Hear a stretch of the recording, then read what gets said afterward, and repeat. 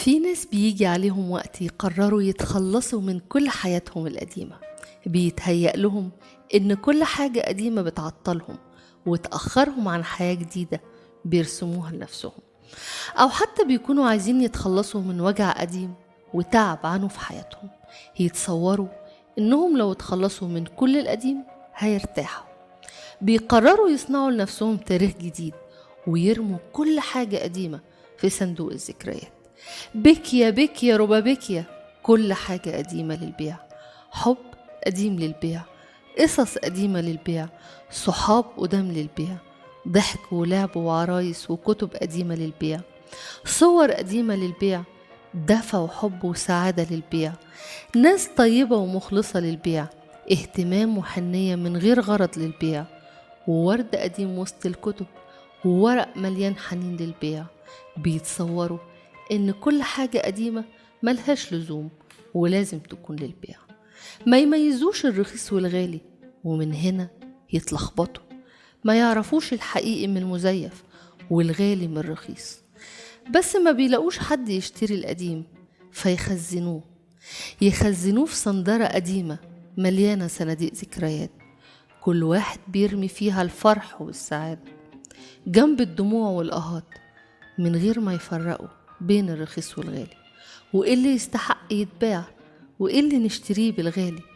الأيام تمر وينجحوا ويعيشوا الحكاية اللي اختاروها، ويحققوا حاجات كتيرة جديدة كانوا عايزين يحققوها، وفي وسط الزحمة يلاقوا كل حاجة باردة خاوية بدون إحساس، ضحكة من غير معنى، صحاب من غير إحساس، حب من غير ناس، مصالح ومطالب وواجبات وحكايات من غير معنى، بيوت من غير دفى، سقف من غير أمان، بسمة من غير روح، حياة خاوية من الإحساس، شبه الإزاز حلو وبيلمع بس ضلمة وعتمة من جواه، ومفيش ملامح تبان من المراية اللي بتعكس كل حاجة من غير إحساس.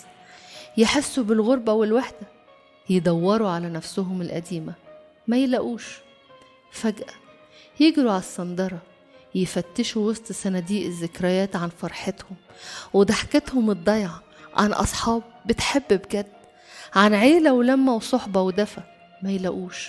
ما يلاقوش غير رتوش، ملامح متشوهة لحاجات باظت من كتر الركنة والعتمة، أكلها التراب والسوس وبقت منها بقايا، ألبوم صور قديم مهروس ومفيش صورة ولا وشوش، قصقوصة أول ضفيرة وحتة حصيرة، توكة وفرشة شعر عروسة صغيرة، مريالة تفكرهم بأول يوم مدرسة، وردة في كتاب أكلوا التراب، ولا بقايا كلام في دفتر فيه ريحة ذكرياتهم وأنفاس حكاياتهم قبل ما ينسوها وينسوا دفاترهم القديمة.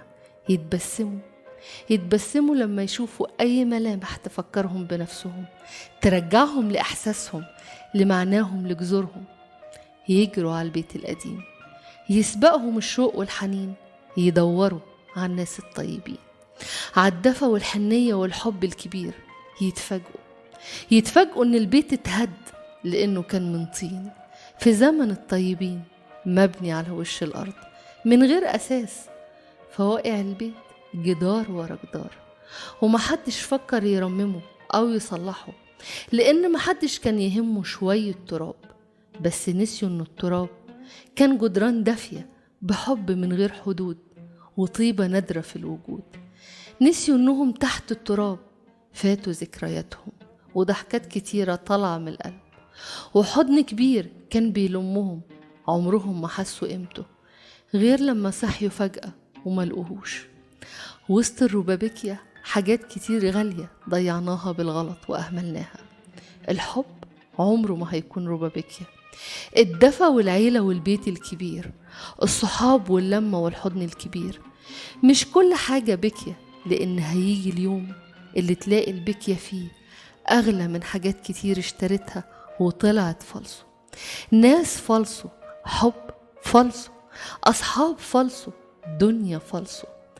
لما تبيع كل حاجة بيضيع منك الميزان، وما تعرفش تفرق الأصل من الفالصو والذهب من النحاس، وسهل تتغش في الناس لأنك بعت الطيبين فنسيت انت مين، وبقيت عايش وسط المزيفين، وراضي وعايش حياتك عادي من غير نفس ولا إحساس، لا عارف الصفيح من الماس ولا مقدر الجواهر، ومفرقها من التراب اللي لازم ينداس.